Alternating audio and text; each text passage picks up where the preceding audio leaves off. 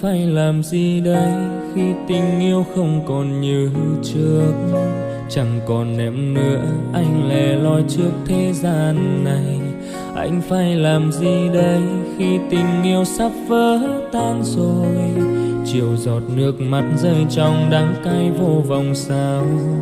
Đừng bắt anh phải mạnh mẽ để cầu chúc em được hạnh phúc, vì cả thế giới chẳng còn ai thay thế em mà. Vì sao em lại thay đổi trốn tránh tình yêu không nói một lời? Trả lời anh đi làm ơn, hãy để anh biết sự thật. Đừng bỏ mặc anh nhé, đừng nói chia tay vội vàng. Đừng nói dối trái tim khi em vẫn còn yêu anh.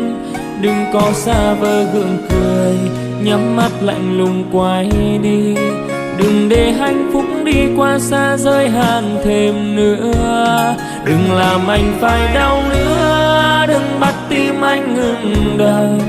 Đừng để nước mắt anh tuôn rơi không còn cảm giác.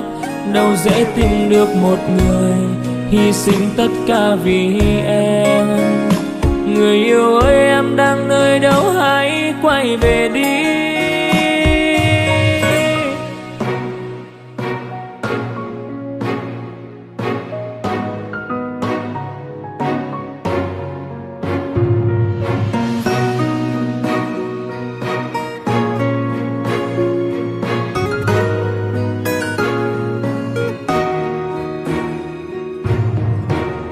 Đừng bắt anh phải mạnh mẽ để cầu chúc em được hạnh phúc, vì cả thế giới chẳng còn ai thay thế em mà.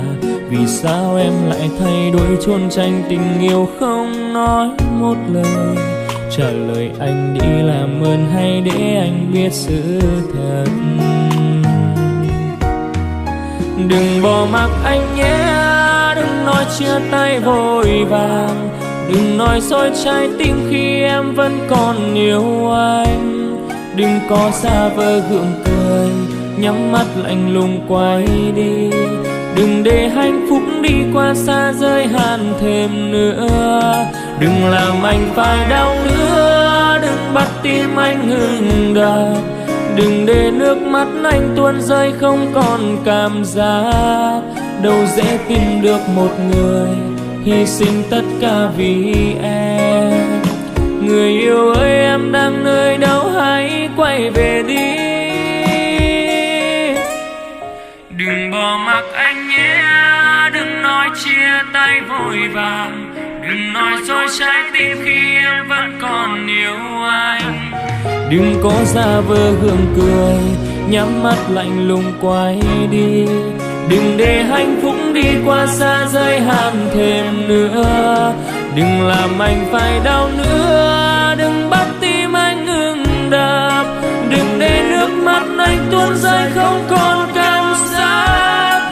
Đâu dễ tìm được một người hy sinh tất cả vì em. Người yêu ơi, em đang nơi đâu, hãy quay về đi. Đâu dễ tìm được một người hy sinh tất cả vì em. Người yêu ơi, em đang nơi đâu, hãy quay về đi.